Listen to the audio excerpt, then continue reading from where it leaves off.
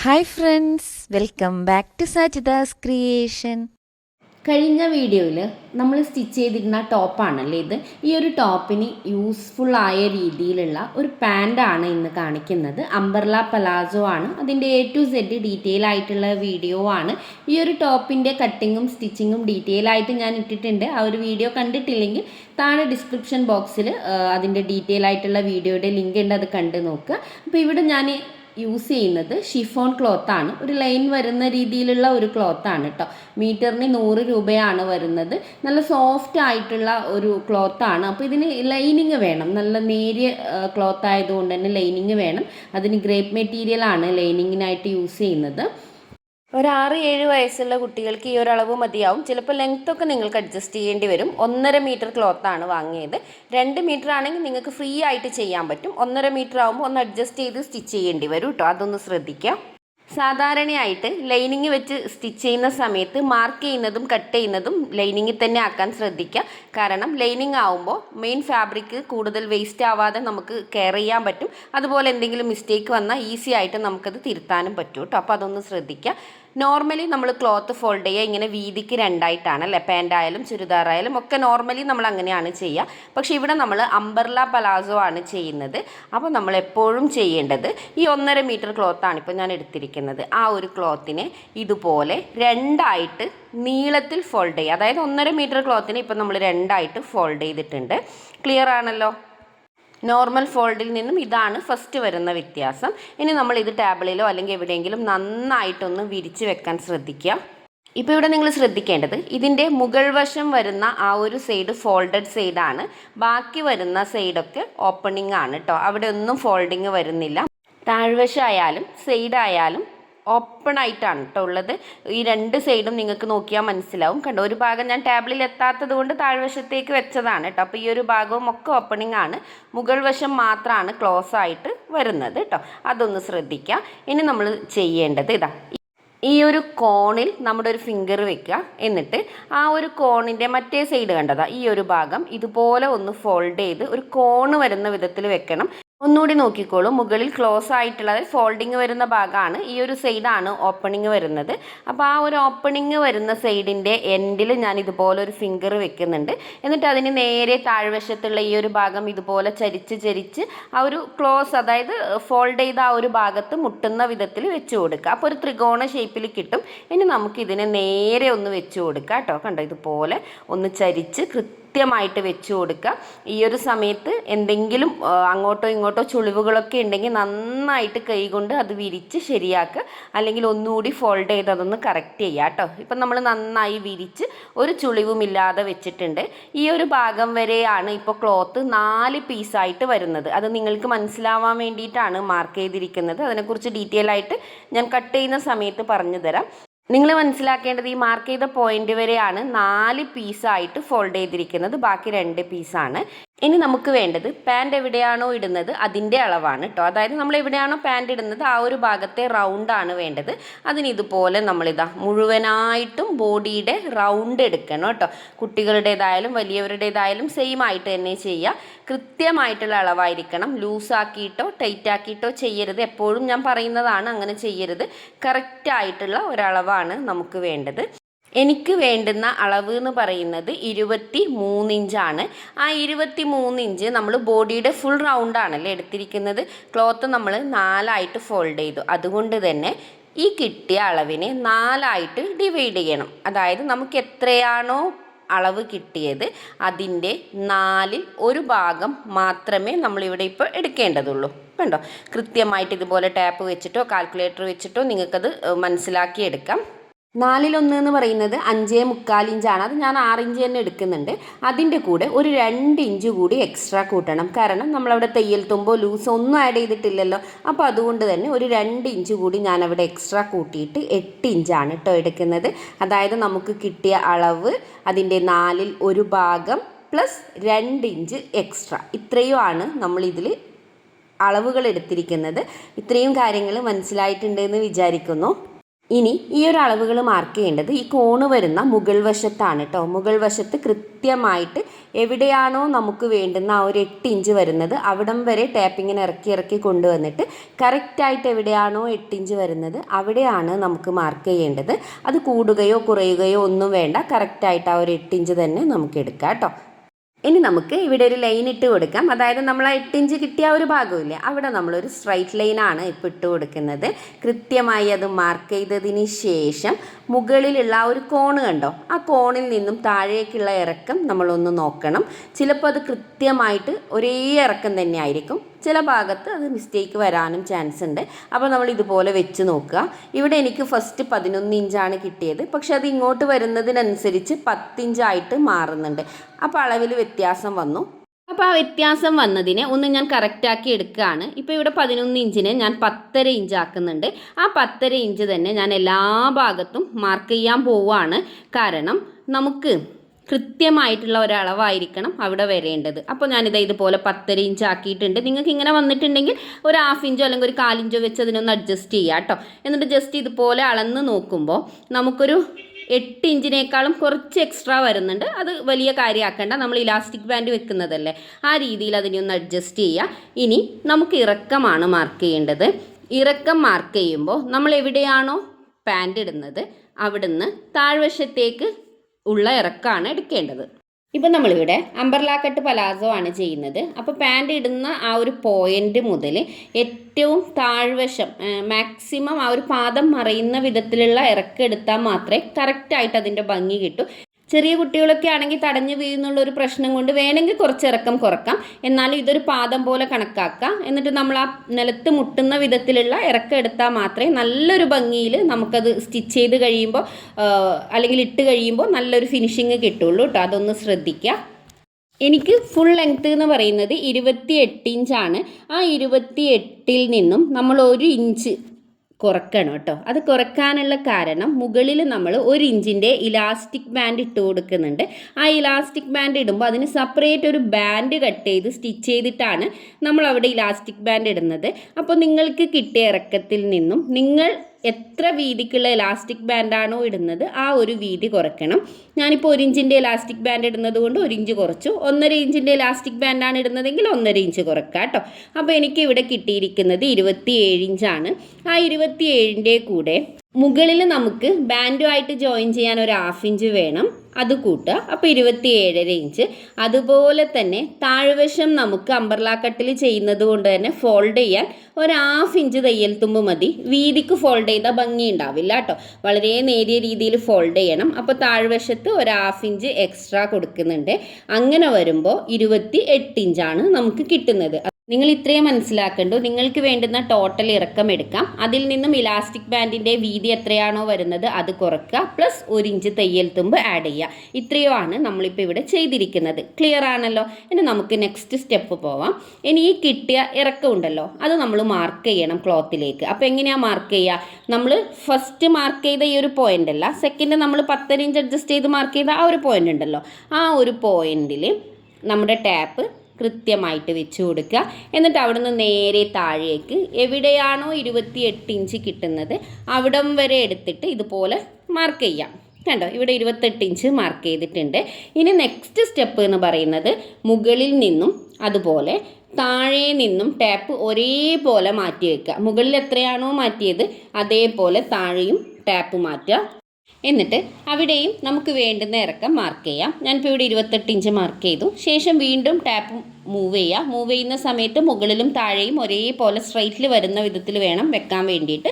എന്നിട്ട് ഇതുപോലെ ഇവിടെയും മാർക്ക് ചെയ്തു. അങ്ങനെ ആ ഒരു ഭാഗം മുഴുവനായിട്ടും നമ്മളിപ്പോൾ വേണ്ടുന്ന 28 ഇഞ്ച് മാർക്ക് ചെയ്തെടുത്തു അല്ലേ. ഇനി ഈ മാർക്ക് ചെയ്ത പോയിന്റുകൾ ഒന്ന് ജോയിൻ ചെയ്തെടുക്കണം. ഈ ടാപ്പ് മൂവ് ചെയ്യുന്ന സമയത്തും മാർക്ക് ചെയ്യുന്ന സമയത്തും പ്രത്യേകം ശ്രദ്ധിക്കണം. അംബർല കട്ടാണ്, ശ്രദ്ധയോടുകൂടി മാർക്ക് ചെയ്യുകയും കട്ട് ചെയ്യുകയും ചെയ്യാട്ടോ, അതൊന്ന് ശ്രദ്ധിക്കാം.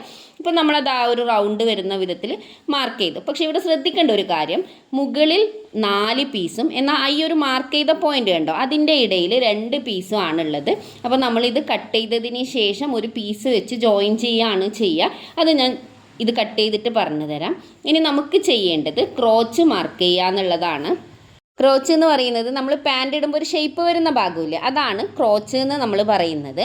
അത് നമ്മൾ കണ്ടെത്തുക. എത്രയാണോ നമുക്ക് പാൻറ് ഇടുന്ന ഭാഗത്തെ വണ്ണം കിട്ടിയത്, അതായത് അരവണ്ണം എത്രയാണോ അതിൻ്റെ 1/3 ഭാഗമാണ് നമ്മൾ ക്രോച്ച് മാർക്ക് ചെയ്യാൻ എടുക്കുക. ക്രോച്ച് എന്ന് പറയുമ്പോൾ പാൻറ്റിൻ്റെ ഷേപ്പാണ്. അത് അരവണ്ണത്തിൻ്റെ 1/3 ഭാഗം, അതായത് നിങ്ങൾക്ക് കിട്ടിയ അരവണ്ണം എത്രയാണോ അതിനെ 3 കൊണ്ട് ഡിവൈഡ് ചെയ്യുക. അപ്പോൾ എത്രയാണോ കിട്ടുന്നത് അതാണ് മാർക്ക് ചെയ്യേണ്ടത്. എനിക്കിപ്പോൾ ഇവിടെ 23ൻ്റെ 1/3 ഭാഗം എന്ന് പറയുന്നത് 7.75 വരും. അപ്പോൾ ഞാനിത് കറക്റ്റായിട്ട് ഒരു 8 ഇഞ്ചാക്കി എടുക്കുന്നുണ്ട്. കുറച്ച് എക്സ്ട്രാ ആയതുകൊണ്ട് കുഴപ്പമൊന്നുമില്ല. ഇനി 7.25 ഇഞ്ച് മാർക്ക് ചെയ്യുന്നെങ്കിൽ അങ്ങനെ തന്നെ മാർക്ക് ചെയ്യാം. അത് നമ്മൾ ഈ മുകളിൽ മാർക്ക് ചെയ്ത ആ ഒരു പോയിന്റ് ഉണ്ടല്ലോ, ആ പോയിന്റിൽ നിന്നും താഴേക്കാണ് കേട്ടോ മാർക്ക് ചെയ്യേണ്ടത്. കറക്റ്റ് ഈ ഒരു പോയിന്റിൽ വെച്ചിട്ട് താഴേക്ക് ഞാനിപ്പോൾ 8 ഇഞ്ച് മാർക്ക് ചെയ്യുന്നുണ്ട്. മുകളിലേക്ക് കയറ്റിയൊന്നും മാർക്ക് ചെയ്യേണ്ട. കറക്റ്റ് നമ്മൾ എവിടെയാണോ ആ ഒരു 10.5 ഇഞ്ച് മാർക്ക് ചെയ്തത് അവിടെ നിന്ന് താഴേക്കാണ് 8 ഇഞ്ച് മാർക്ക് ചെയ്യേണ്ടത്. അത് മാർക്ക് ചെയ്യുന്ന സമയത്ത് സ്ട്രൈറ്റ് ആയിട്ട് താഴേക്ക് പിടിക്കണം. എൻഡിലേക്കോ അതുപോലെ തന്നെ പിറകിലേക്കോ ഒരു കാരണവശാലും പോവാൻ പാടില്ല. അങ്ങോട്ട് തെറ്റിയാൽ അളവ് തെറ്റും, എൻഡിലേക്ക് വന്നിട്ടുണ്ടെങ്കിലും അളവ് തെറ്റും. നമ്മൾ മുകളിൽ മാർക്ക് ചെയ്ത പോയിന്റിൻ്റെ നേരെ താഴേക്കാണ് മാർക്ക് ചെയ്ത് കൊടുക്കേണ്ടത്. ഇപ്പോൾ ഞാനിവിടെ 8 ഇഞ്ച് മാർക്ക് ചെയ്ത് എടുത്തിട്ടുണ്ട്. എന്നിട്ട് അതിനെ ഇതുപോലെ ജോയിൻ ചെയ്തിട്ട് ഒരു ബോക്സ് ആക്കി എടുത്തു. ഇനി നമുക്ക് ചെയ്യാനുള്ളത് ഈ മാർക്ക് ചെയ്ത പോയിന്റിൽ നിന്നും ഒരു 2 ഇഞ്ച് വിട്ട് മാർക്ക് ചെയ്ത് കൊടുക്കുക. അതായത് വീതി ഒന്ന് മാർക്ക് ചെയ്ത് കൊടുക്കണം. അത് ക്രോച്ച് ഒന്ന് ഷേപ്പ് ചെയ്യാനാണ്. നമ്മൾ സ്ട്രെയിറ്റ് ആയിട്ട് മാർക്ക് ചെയ്യുകയാണെങ്കിൽ കറക്റ്റായിട്ട് നമുക്ക് 2 ഇഞ്ച് കിട്ടും. വലിയവർക്കാണെങ്കിൽ ഒരു 2.5 ഇഞ്ച് വരെ എടുക്കാം. എന്നിട്ട് ഇതുപോലെ ഒന്ന് കുഞ്ഞ് ഷേപ്പ് ചെയ്ത് കൊടുത്തു. ഇത്രയോ ആണ് നമുക്കിവിടെ വേണ്ടുന്ന മാർക്കിംഗ് എന്ന് പറയുന്നത്. അതൊന്ന് ശ്രദ്ധിക്കാം. ഇനി നമുക്കിതാ ഈ ഒരു ഭാഗത്ത് നിന്നും കട്ട് ചെയ്ത് കൊടുക്കാം. ആ 10.5 ഇഞ്ച് മാർക്ക് ചെയ്ത പോയിൻ്റാണ് കട്ട് ചെയ്തെടുക്കേണ്ടത്. അതുപോലെ ക്രോച്ചും താഴ്വശത്തെ ആ ഒരു മാർക്കിങ്ങും ഒക്കെ നമുക്ക് കട്ട് ചെയ്തെടുക്കാം. നമുക്കിതിൻ്റെ വീതി ഇതുപോലെ തന്നെ എടുക്കാം. ഇനി അതെല്ലാം കുറച്ച് കുറക്കണം എന്നുണ്ടെങ്കിൽ ഇവിടുന്ന് ഇതുപോലെ ഒന്ന് മാർക്ക് ചെയ്ത് കുറച്ചിട്ടും എടുക്കാം കേട്ടോ. അതൊക്കെ നിങ്ങളുടെ ഇഷ്ടമാണ്. പക്ഷെ ആ ഒരു വീതി കംപ്ലീറ്റ് ആയിട്ട് കിടക്കുന്നതാണ് അതിൻ്റെ ഒരു ഭംഗി എന്ന് പറയുന്നത് കേട്ടോ. ഇനി നമുക്കിത് കട്ട് ചെയ്യാം. ഈ ഒരു ഭാഗം പ്രത്യേകം ശ്രദ്ധിക്കണം കേട്ടോ. ഇത് നമ്മൾ കട്ട് ചെയ്തെടുത്തു. എന്നിട്ട് ബാലൻസ് ഉള്ള പീസ് എടുത്തിട്ട് നേരെ തിരിച്ച് നമ്മൾ ഇതിൻ്റെ മുകളിലേക്ക് വെക്കും. കാരണം ഈ ഒരു ഭാഗത്ത് നമുക്ക് കുറച്ച് പീസ് ജോയിൻ ചെയ്യേണ്ടതുണ്ട്. അത് 2-2.5 മീറ്റർ ക്ലോത്തൊക്കെ ആണെങ്കിൽ ചിലപ്പോൾ നിങ്ങൾക്ക് ജോയിൻ ചെയ്യാതെ കിട്ടും. പക്ഷേ ഇങ്ങനെ ജോയിൻ ചെയ്യുമ്പോൾ നമുക്ക് 1.5 മീറ്റർ ക്ലോത്ത് കൊണ്ട് തന്നെ ചെയ്യാൻ പറ്റും കേട്ടോ.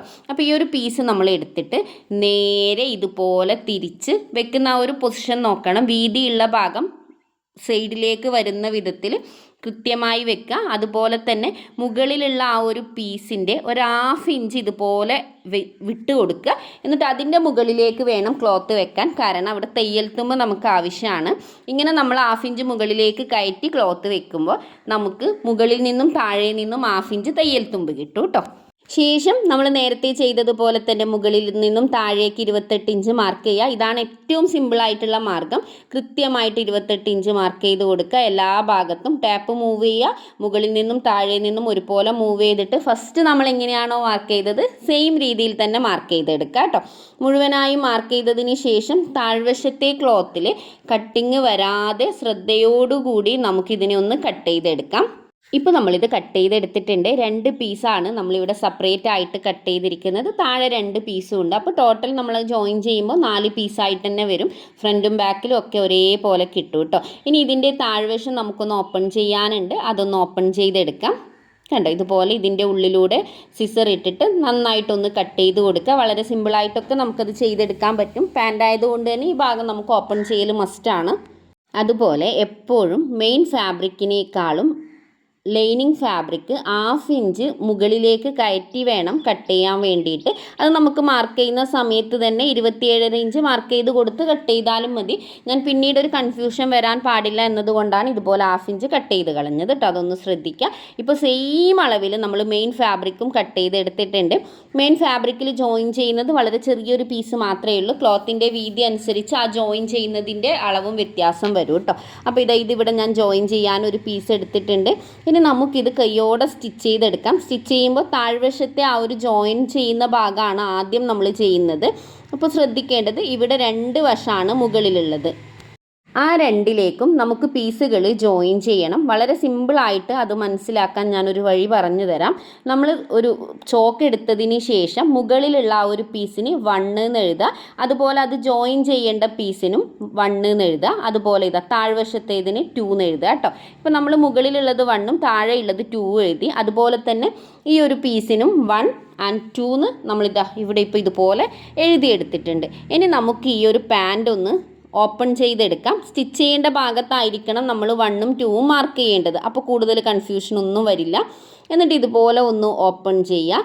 ഈ ഓപ്പൺ ചെയ്ത 1ൻ്റെ മുകളിലേക്ക്, അതായത് ആ ഒരു പീസിൻ്റെ മുകളിലേക്ക് ജോയിൻ ചെയ്യേണ്ട 1 എന്ന പീസ് വെക്കുക. അത് വെക്കുമ്പോൾ നമ്മുടെ ക്രോച്ചിൻ്റെ ആ ഒരു പോയിൻ്റ് ഉണ്ടല്ലോ, ആ ഭാഗത്ത് വലിയ വീതി കൂടിയ ഭാഗം വരാൻ വേണ്ടിയിട്ട് ശ്രദ്ധിക്കുക. സ്ട്രെയിറ്റ് ആയിട്ടുള്ള ഭാഗമായിരിക്കണം നമ്മൾ സ്റ്റിച്ച് ചെയ്യാൻ വേണ്ടി വെക്കേണ്ടത്. അതും ശ്രദ്ധിക്കുക കേട്ടോ. ഇപ്പോൾ ഇവിടെ 1 എഴുതിയ മെയിൻ ഫാബ്രിക്കും 1 എന്നെഴുതിയ ആ ഒരു ജോയിൻ ചെയ്യേണ്ട പീസും കൃത്യമായിട്ട് നമ്മൾ എടുത്തിട്ട് ഇതുപോലെ ഇവിടെ വെച്ചിട്ടുണ്ട്. എന്നിട്ട് അതിൻ്റെ മുകളിലൂടെ ഒന്നുകൂടി ശ്രദ്ധിച്ചോളൂ, ഈ 1 എന്ന പോയിൻറ്റിൻ്റെ മുകളിലേക്ക് 1 എന്ന പീസ് വെച്ചിട്ടുണ്ട്.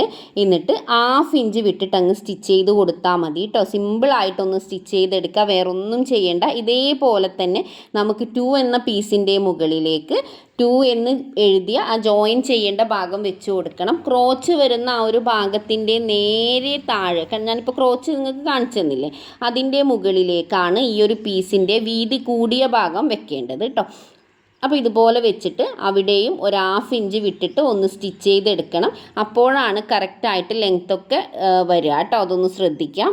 ഇപ്പോൾ നമ്മളിത് കൃത്യമായിട്ട് സ്റ്റിച്ച് ചെയ്തെടുത്തിട്ടുണ്ട്. 1ഉം 2ഉം ഒക്കെ സ്റ്റിച്ച് ചെയ്തിട്ടുണ്ട്. എൻ്റെ വശത്തൊക്കെ ചിലപ്പോൾ എന്തെങ്കിലും ഒരു ജോയിൻറ്റിൽ വ്യത്യാസം ഉണ്ടെങ്കിൽ അതൊക്കെ ഒന്ന് കട്ട് ചെയ്ത് കറക്റ്റ് ചെയ്ത് കൊടുക്കുക കേട്ടോ. ഇവിടെ ഇപ്പോൾ ഒരു ചെറിയ പോയിൻറ്റിൽ വ്യത്യാസം വരുന്നുണ്ട്. ആ ഒരു ഭാഗം നമുക്കൊന്ന് കട്ട് ചെയ്ത് കറക്റ്റ് ചെയ്തെടുക്കണം. സെയിം രീതിയിൽ തന്നെ നമ്മൾ മെയിൻ ഫാബ്രിക്കും ലൈനിങ് ഫാബ്രിക്കും ഒക്കെ ജോയിൻ ചെയ്ത് സ്റ്റിച്ച് ചെയ്തെടുത്തിട്ടുണ്ട്. ഇതിൻ്റെയും ബാലൻസ് വരുന്നതോ അല്ലെങ്കിൽ ഈക്വൽ ആവാത്ത ഭാഗങ്ങളൊക്കെ ഉണ്ടെങ്കിൽ അതൊക്കെ ഒന്ന് കൃത്യമായിട്ട് കട്ട് ചെയ്തെടുക്കാം. ഇനി നമുക്കിതിൻ്റെ മറ്റ് സ്റ്റിച്ചിങ്ങിലേക്ക് പോവാം കേട്ടോ. ഇപ്പോൾ നമ്മൾ ലൈനിങ്ങിൻ്റെ 2 പീസും മെയിൻ ഫാബ്രിക്കിൻ്റെ 2 പീസും ആണ് കട്ട് ചെയ്തെടുത്തിരിക്കുന്നത്. ഇനി നമ്മൾ ചെയ്യേണ്ടത് ലൈനിങ് ഫാബ്രിക് ഇതുപോലെ വെക്കുക. ഇതിൻ്റെ മുകളിൽ കാണുന്നത് അരവണ്ണം ആണ്. അതുപോലെ തന്നെ ഇതിൻ്റെ 2 സൈഡിലും കാണുന്ന ആ ഒരു ഭാഗമാണ് ക്രോച്ച്, അതായത് പാൻറ്റിൻ്റെ ഷേപ്പ് വരുന്നത്. ഇതിൻ്റെ താഴ്വശം ഇതുപോലെ ജോയിൻ ചെയ്തിട്ടുണ്ടാവും. ഈ ഒരു അംബ്രല കട്ടിൽ ചിലപ്പോൾ കൺഫ്യൂഷൻ വരും, അതുകൊണ്ടാണ് ഞാൻ വീണ്ടും പറയുന്നത്. ഇനി ഈ ലൈനിങ്ങിൻ്റെ നല്ല വശത്തേക്ക് നമുക്ക് എന്ത് വെച്ച് കൊടുക്കണം? നമ്മുടെ മെയിൻ ഫാബ്രിക് വെച്ച് കൊടുക്കണം. അപ്പോൾ ഇവിടെ പ്രത്യേകം ശ്രദ്ധിക്കുക, അരവണ്ണവും ക്രോച്ചും ഒക്കെ കൃത്യമായി വെച്ചിട്ട് ഇതുപോലെ മനസ്സിലാക്കിയതിന് ശേഷം മാത്രമേ ഇതിൻ്റെ മുകളിലേക്ക് നമ്മൾ മെയിൻ ഫാബ്രിക് വെക്കാൻ പാടുള്ളൂ. മെയിൻ ഫാബ്രിക് വെക്കുമ്പോൾ മെയിൻ ക്ലോത്തിൻ്റെ നല്ല വശം മുകളിൽ വരുന്ന വിധത്തിൽ വേണം വെക്കാൻ. ലൈനിങ്ങിൻ്റെ നല്ല വശത്തിൻ്റെ മുകളിലേക്ക് മെയിൻ ഫാബ്രിക്കിൻ്റെ മോശം വശമാണ് നമ്മളിപ്പോൾ വെച്ചിരിക്കുന്നത്. കൃത്യമായി ഇതുപോലെ വെച്ചിട്ട് ക്രോച്ചും അതുപോലെ തന്നെ അരവണ്ണവും നമ്മളൊന്ന് സ്റ്റിച്ച് ചെയ്ത് യോജിപ്പിച്ച് കൊടുക്കണം. കാരണം ക്ലോത്ത് മൂവ് ചെയ്യുമ്പോൾ ലൈനിങ് വേറെ മെയിൻ ഫാബ്രിക് വേറെ നിൽക്കാതിരിക്കാൻ വേണ്ടിയിട്ടാണ് ഇങ്ങനെ ചെയ്യുന്നത്.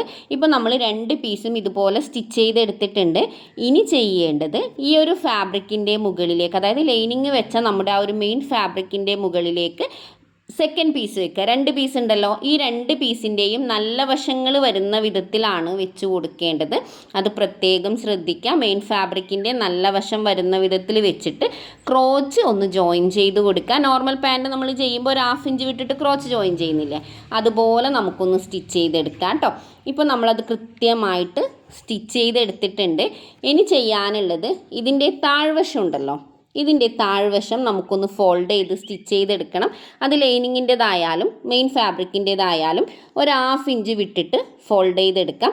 അപ്പോൾ നമ്മൾ ഒറ്റയടിക്ക് 2 ഫോൾഡിങ് ചെയ്താൽ ചിലപ്പോൾ കറക്റ്റായിട്ട് കിട്ടില്ല. ഒരു ഫോൾഡിങ് മുഴുവനായിട്ടും ചെയ്യുക, വീണ്ടും ഒരു ഫോൾഡിങ്ങും കൂടി ചെയ്തിട്ട് അങ്ങനെ വേണം നമ്മളത് കംപ്ലീറ്റ് ചെയ്തെടുക്കാൻ കേട്ടോ. മെയിൻ ഫാബ്രിക് ചെയ്യുമ്പോഴും അത് തന്നെയാണ് ചെയ്യേണ്ടത്. ഒരു 1/4 ഇഞ്ച് ഫോൾഡ് ചെയ്ത് സ്റ്റിച്ച് ചെയ്തെടുക്കുക, വീണ്ടും ഒരു 1/4 ഇഞ്ച് സ്റ്റിച്ച് ചെയ്തെടുക്കുക. കുറച്ച് വലിച്ച് പിടിച്ച് സ്റ്റിച്ച് ചെയ്താൽ നല്ല ഫിനിഷിങ്ങിൽ നിൽക്കും കേട്ടോ. ഇനി നമുക്ക് ചെയ്യാനുള്ളത് ഇതുപോലെ വെക്കുക. എന്നിട്ട് ഇതിൻ്റെ കറക്റ്റ് സെൻറ്റർ പോയിന്റിലൊന്ന് പിടിക്കണം. അതായത് ക്രോച്ച് സെൻറ്ററിലേക്ക് വരുന്ന വിധത്തിൽ ഇനി നമ്മൾ ഫോൾഡ് ചെയ്തെടുക്കാൻ വേണ്ടിയിട്ട് പോകുന്നത്. അപ്പോൾ ഇതിൻ്റെ സെൻറ്ററിൽ പിടിച്ചിട്ട് ഇതുപോലെ ഒന്ന് വെച്ച് കൊടുക്കുകയാണെങ്കിൽ ആ ക്രോച്ച്, അതായത് നമ്മൾ സ്റ്റിച്ച് ചെയ്ത പോയിന്റ് സെൻറ്ററിലേക്ക് വരും. ഇങ്ങനെ വരുമ്പോൾ കറക്റ്റ് ആ ഒരു പാൻറ്റിൻ്റെ ഷേപ്പ് നിങ്ങൾക്ക് മനസ്സിലാവും. കണ്ടോ, ഇപ്പം നമ്മുടെ കാല് രണ്ട് ഭാഗത്തേക്ക് നിൽക്കുന്നത് പോലെ തന്നെ കിട്ടിയില്ലേ. ഇനി നമുക്ക് ആ കാലിൻ്റെ ഭാഗമാണോ ഒന്ന് സ്റ്റിച്ച് ചെയ്ത് ജോയിൻ ചെയ്ത് കൊടുക്കേണ്ടത്. നോർമലി ചെയ്യുന്നതിൽ നിന്നും വ്യത്യസ്തമായിട്ട് ഇവിടെ ചെയ്യാനുള്ളത് ക്രോച്ച് രണ്ടും ഒരേപോലെ വരുന്ന വിധത്തിൽ പിടിക്കുക. എന്നിട്ട് ഈ 4 ഫാബ്രിക്കും, അതായത് ലൈനിങ്ങും മെയിൻ ഫാബ്രിക്കും 2 പീസ് വരുന്ന വിധത്തിൽ പിടിച്ചിട്ട് ആ ക്രോച്ചിൻ്റെ ഭാഗത്ത് നിന്നും ഒരു 3-4 ഇഞ്ച് ഇറക്കി ഇതുപോലെ മാർക്ക് ചെയ്ത് കൊടുക്കുക. ആ മാർക്ക് ചെയ്ത പോയിൻ്റാണ് നമ്മൾ ഫസ്റ്റ് സ്റ്റിച്ച് ചെയ്യേണ്ടത്. കാരണം ലൈനിങ് വെച്ചിട്ട് ചെയ്യുമ്പോൾ ഈ രീതിയിൽ വേണം ചെയ്യാൻ വേണ്ടിയിട്ട്. അപ്പോൾ നമ്മൾ സ്റ്റിച്ച് ചെയ്യേണ്ടത് ഇതാ ഈ ഒരു പോയിൻ്റാണ് കേട്ടോ. ഇത് നമുക്ക് സ്റ്റിച്ച് ചെയ്തിട്ട് വരാം. ക്രോച്ചിൻ്റെ പോയിൻറ്റുകൾ രണ്ടും ഒരേപോലെ ഇരിക്കാനും 4 പീസും ഉണ്ടോ എന്ന് ഉറപ്പ് വരുത്താനും നിങ്ങൾ ശ്രമിക്കുക. എന്നിട്ട് 1/2 ഇഞ്ച് വിട്ടിട്ട് നമ്മൾ ഇതുപോലെ സ്റ്റിച്ച് ചെയ്തെടുക്കുക കേട്ടോ. ഒരു 4 ഇഞ്ചോ 3 ഇഞ്ചോ വിട്ട് സ്റ്റിച്ച് ചെയ്യുക. അതിന് ശേഷം നമ്മൾ ഇതുപോലെ വെച്ചിട്ട് ലൈനിങ് ഫാബ്രിക് അങ്ങ് മാറ്റുക. എന്നിട്ട് മെയിൻ ഫാബ്രിക്കിൻ്റെ 2 പീസ് മാത്രം വെച്ചിട്ട് ഒരു 1/2 ഇഞ്ച് വിട്ട് സ്റ്റിച്ച് ചെയ്യുക. അതൊന്ന് ശ്രദ്ധിക്കുക. ആ മെയിൻ ഫാബ്രിക് 2 കാലിൻ്റെയും സ്റ്റിച്ച് ചെയ്തതിന് ശേഷം 2 കാലും ഇതുപോലെ വെച്ചിട്ട് ഒരു 1/2 ഇഞ്ച് വിട്ടിട്ട് സ്റ്റിച്ച് ചെയ്ത് കൊടുക്കുക. കൃത്യമായിട്ട് കിട്ടും കേട്ടോ. ആ രീതിയിലാണ് നമ്മൾ അളവെടുത്തത്. അപ്പോൾ അത് രണ്ടും സ്റ്റിച്ച് ചെയ്തതിന് ശേഷം ഈ മെയിൻ ഫാബ്രിക് രണ്ടും ഉള്ളിലേക്ക് വെക്കുക. ശേഷം ലൈനിങ് ഫാബ്രിക് ഇതുപോലെ പുറത്തേക്ക് എടുക്കണം. മെയിൻ ഫാബ്രിക്കിൽ സ്റ്റിച്ചൊന്നും വരാൻ പാടില്ല, അതങ്ങ് മാറ്റി വെക്കുക. എന്നിട്ട് ലൈനിങ്ങിൻ്റെ 2 പീസ് എടുത്തിട്ട് നേരത്തെ നമ്മൾ സ്റ്റിച്ച് ചെയ്ത പോയിന്റ് ഉണ്ടല്ലോ, അവിടെ നിന്ന് താഴേക്ക് നേരെ ഒരു 1/2 ഇഞ്ച് വിട്ട് സ്റ്റിച്ച് ചെയ്യുക.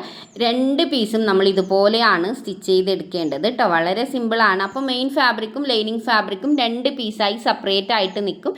ഇനി നമുക്കിതിനെ ഒന്ന് തിരിച്ചിട്ടെടുക്കാം. നമ്മുടെ സ്റ്റിച്ചിങ് ഏതാണ്ട് പൂർത്തിയാവാൻ പോവുകയാണ്. 2 കാലും നമുക്ക് കിട്ടിയിട്ടുണ്ട്. നല്ല പെർഫെക്റ്റ് ആയിട്ട് താഴ്വശം ഇതുപോലെ കിട്ടിയിട്ടുണ്ട്. ഇനി നമുക്ക് മുകളിൽ ബാൻഡ് വെക്കണം. ബാൻഡ് കട്ട് ചെയ്യുന്ന സമയത്ത് ശ്രദ്ധിക്കുക, ബാലൻസ് ഉള്ള പീസിൽ നിന്ന് വേണം കട്ട് ചെയ്തെടുക്കാൻ. ചിലപ്പോൾ ഒറ്റ പീസായിട്ട് നമുക്ക് കിട്ടിയെന്ന് വരില്ല. അപ്പോൾ 2 പീസ് എടുത്തിട്ട് അത് ജോയിൻ ചെയ്ത് വലിയൊരു പീസാക്കിയിട്ട് എടുക്കാം കേട്ടോ. ശേഷം 2ആയിട്ട് കൃത്യമായി ഫോൾഡ് ചെയ്ത് വെക്കാം. എന്നിട്ട് നമ്മുടെ ഈ പാൻറ്റിൻ്റെ അരവണ്ണം ഉണ്ടല്ലോ, അത് കറക്റ്റ് ഇതുപോലെ മുട്ടിച്ച് വെച്ചിട്ട് ഒരു 1/2 ഇഞ്ച് എക്സ്ട്രാ വേണം. എന്നിട്ട് ബാലൻസ് ഉള്ളത് കട്ട് ചെയ്തെടുക്കാം. കറക്റ്റ് ആ ഒരു പാൻറ്റിൻ്റെ അളവ് നമുക്ക് കിട്ടാൻ വേണ്ടിയിട്ടാണ് കേട്ടോ. ഇതിൻ്റെ നീളം അങ്ങനെയാണ് കാൽക്കുലേറ്റ് ചെയ്യുക. കൃത്യമായിട്ട് ഈ ബാൻഡിന് ഇതുപോലെ ഒന്ന് മുട്ടിച്ച് കൊടുക്കുക. എന്നിട്ട് ഒരു 1/2 ഇഞ്ച് എക്സ്ട്രാ, ഇത്രയുമാണ് നമ്മൾ ബാൻഡിൻ്റെ നീളം എടുക്കുക.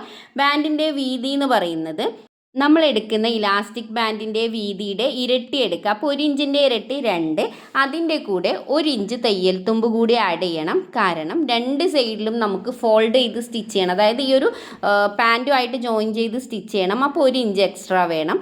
ടോട്ടൽ 3 ഇഞ്ചാണ് എടുത്തത്. നമ്മുടെ ഇലാസ്റ്റിക് ബാൻഡിൻ്റെ വീതിയുടെ ഇരട്ടി പ്ലസ് 1 ഇഞ്ച് തയ്യൽ തുമ്പാണ് ഞാനിപ്പോൾ ഇവിടെ ആഡ് ചെയ്തിട്ട് ഇതെടുത്തിരിക്കുന്നത്. 3 ഇഞ്ചിൽ ബാൻഡ് എടുത്തിട്ടുണ്ട്. ഇനി സെയിം രീതിയിൽ ലൈനിങ് ഫാബ്രിക്കും എടുത്ത് കുറച്ച് പീസുകൾ ജോയിൻ ചെയ്തിട്ടുണ്ട്. എന്നിട്ട് ഈ ഒരു ലൈനിങ് ഫാബ്രിക്കിൻ്റെ മുകളിൽ മെയിൻ ഫാബ്രിക്കിൻ്റെ മോശം വശം വെച്ച് കൊടുക്കുക. എന്നിട്ട് 4 സൈഡും ഒന്ന് സ്റ്റിച്ച് ചെയ്തെടുക്കണം കേട്ടോ.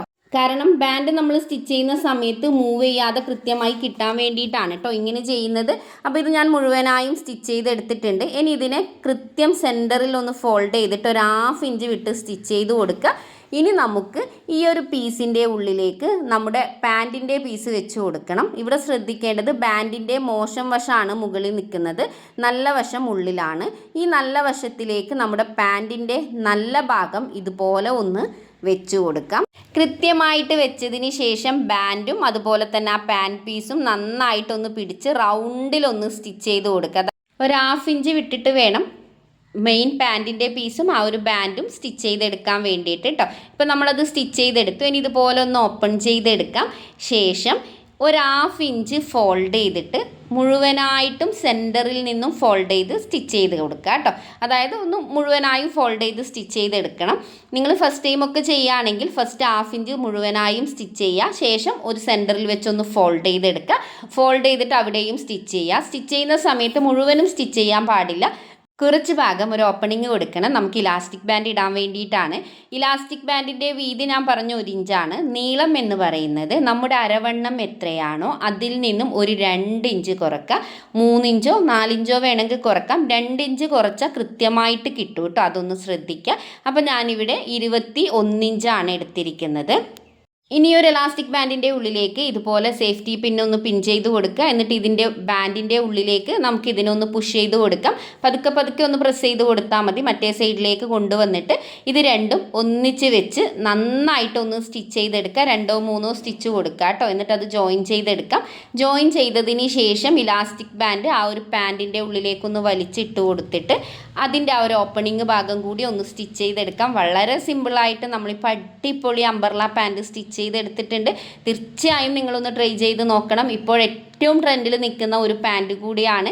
ഇലാസ്റ്റിക് ബാൻഡൊക്കെ ഇട്ട് കഴിയുമ്പോൾ പെർഫെക്റ്റ് ആയിട്ട് നമുക്കത് വെയർ ചെയ്യാനും പറ്റും. അപ്പോൾ ഞാൻ ഈ 2 വീഡിയോയിലായിട്ട് ഇപ്പോഴത്തെ ട്രെൻഡായിട്ടുള്ള ടോപ്പും അതുപോലെ തന്നെ പാൻറ്റുമാണ് കാണിച്ചു തന്നിരിക്കുന്നത്. അപ്പോൾ നിങ്ങളുടെ കുട്ടികൾക്ക് ധൈര്യമായി നിങ്ങൾ തന്നെ സ്റ്റിച്ച് ചെയ്ത് നോക്കുക. എന്തെങ്കിലും സംശയങ്ങളോ കാര്യങ്ങളോ ഉണ്ടെങ്കിൽ നിങ്ങൾ കമൻറ്റ് ചെയ്താൽ മതി കേട്ടോ. അപ്പോൾ ഇന്നത്തെ വീഡിയോ വൈൻഡപ്പ് ചെയ്യാണ്. Bye, take care.